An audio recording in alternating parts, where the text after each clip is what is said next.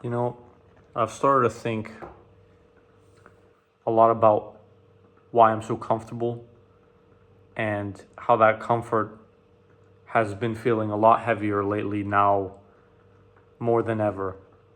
And it's because I've realized that I've built this cage to lock the world out. But at the same time, I didn't realize that I was also locking myself in. It's like I built a golden cage over my head.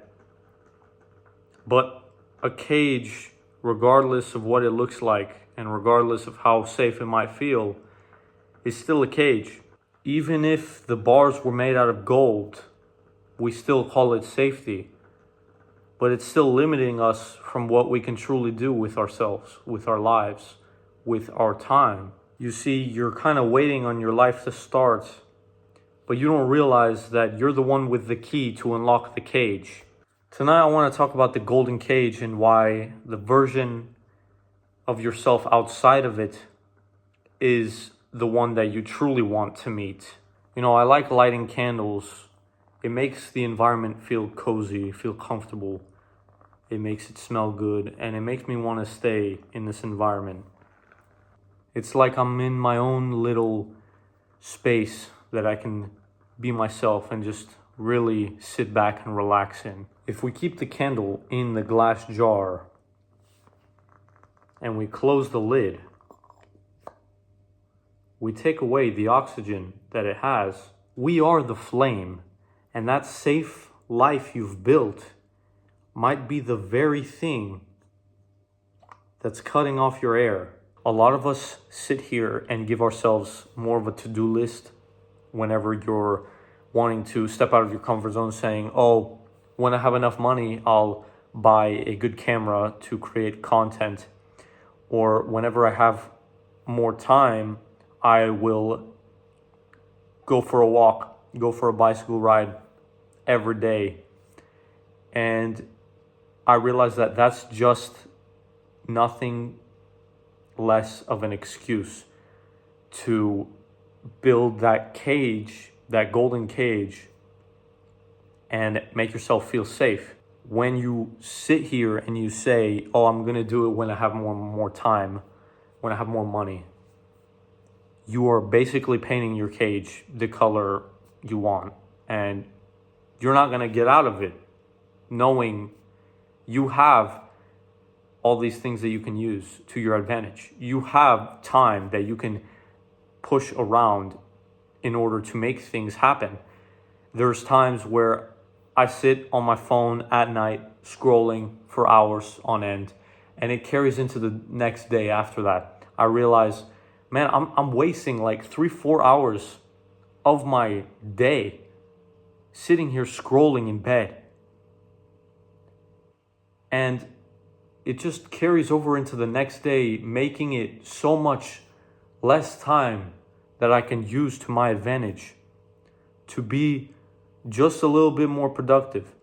It's not the fact that I have to stay productive with everything that I'm doing. I don't have to be productive every hour of my day. But if I were to just replace 1 hour of the 4 hours that I doom scroll with being productive,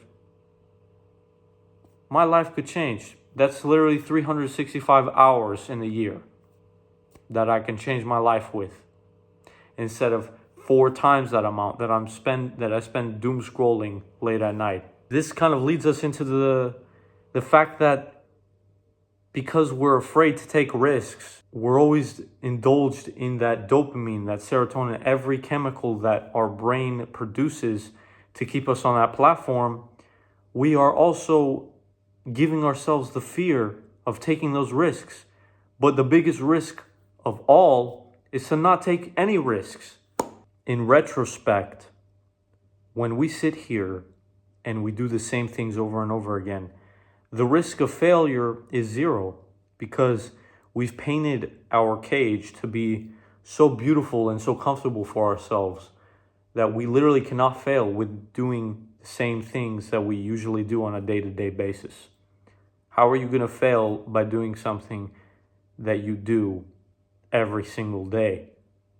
And although, yes, mistakes happen all the time, it's not about failing. It's just about the fear of failing, because we fear it so much more than what it actually is. And when you realize that when you're doing that thing, the fear goes down tremendously, because it's really all in your head. It's that cage that you've built over yourself. You try and lock the world out to realize that it's not locking the world out in the first place. You're just locking yourself, and you're limiting your potential.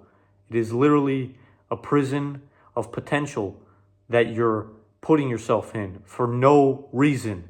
I think of it right now. Every time I make a video, every time I make a YouTube video, I'm slowly stepping out the comfort zone. And as time passes, of course, I've been at this for about a month. Pretty consistent on YouTube for a month. The more I expose myself to it, the more I step out of the comfort zone, I realize that most of it I can learn from the previous steps that I've taken. The next step that I take, every time I take a step, is a path to growth, a path to learning new things, a path to maybe changing other people's perspectives, a path to maybe bettering myself. Although it might not be tremendous amount day by day, the growth is still there. The growth is there in small amounts. And analytically speaking, the growth is also there in small amounts. Creating content for YouTube is a long game. You don't make a video and watch it get views within the first day that you upload it. It gets views like 2-3 weeks after you upload it. So it's not about the small game for YouTube. It's not about the short form content that I'm used to seeing. It's something that is not in my comfort zone. I'm still exposing myself to that. I'm still giving myself the key, and I'm growing with each step of the way. And I hope that many people can do this. And I hope that after watching this video, you sit here and you take a step in whatever path you want for yourself to learn and get out of your comfort zone with whatever it may be in your life. Regarding that, confidence isn't the lack of fear. It's the result of surviving that fear. Your readiness doesn't come from inside the golden cage that you've given yourself. It comes from outside of the cage. It's kind of like diving into the deep end of a lake, of an ocean, realizing that you're gonna swim or not, because that's the only option that you have. You're gonna build that readiness once you experience touching the water, once you experience breaking through that cage that you've built for yourself. You're gonna know, because that readiness will come to you after doing so, after getting your toes wet, after unlocking the cage that you've been building yourself.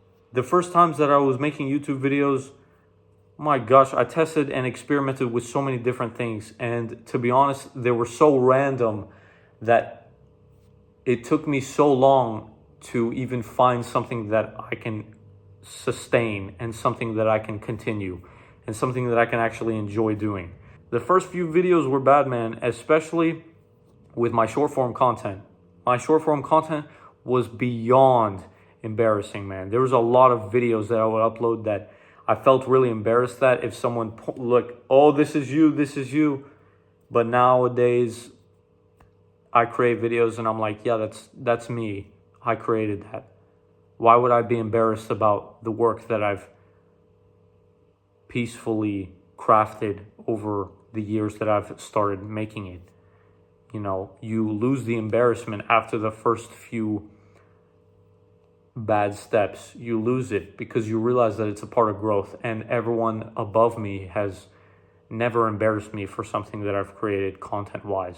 Not one good content creator, more followers, more views, whatever, has ever said, oh, all of your content is bad. You need to stop creating, because they understand that persistence is key in content. You're not going to have any content at all if you don't persist. You can't keep clinging to yourself that feels safe but is miserable at the same time. You go through the same loop over and over again, trying to think, this is it, this is the life, but are you really happy inside? You stay doing the same things, you don't learn anything. The point of life is to experiment and see what you like. But if you don't experiment, how will you ever find out what you like? You're not going to ever have your favorite foods without trying those things. You're not going to know. If you don't try new foods, you're not going to like new foods. You're not going to know what you like. You don't go to an ice cream store and you get the same flavor for 5 years in a row and wonder why you don't like ice cream. You haven't tried any of the flavors, dog. How are you going to sit here and say, I don't like ice cream, when you've only tried one flavor that you've eaten for the past 5 years? And a lot of it is because of social pressure. A lot of us sit here comfortable because of social pressure. We're afraid what our friends or family is going to think. We're afraid of what our friends or family is going to think if we chase after what we truly want. If we're afraid of what they think, chasing what we want in our life, doesn't that say a lot about them? Doesn't that say, why are they even our friends in the first place? If they're judging you for chasing what you want in life, just because they're not satisfied chasing what they want in life, they have to clown you for doing what you truly want. Those people that do that really judge you for chasing what you want in life, it's not safe to have them around. They sit here and they make sure that you don't open the door to your cage. They're reaching out from their cage and making sure yours is locked. You have to let go of the safe version of you that's in the cage in order to understand who the real you is. You're not going to understand what you like in life without trying. Forget the social pressure that you may feel, because if you even feel that social pressure from people in general, and they actually do that, then that's a perfect sign for you to let those people go. If they're not going to support you for what you truly want in life, then they weren't supporting you in the first place. You have to understand that getting out of the comfort zone is the true key in chasing your dreams, in getting out of the golden cage, in stopping the jar from closing, in letting your fire burn. You will never achieve those dreams if you stay in your comfort zone and you don't try new things and learn new things for yourself. So I implore you to chase after those things. Do what you think is something that you will enjoy. Don't listen to the people that tell you otherwise, because they're not doing so themselves. Catch you on the bright side.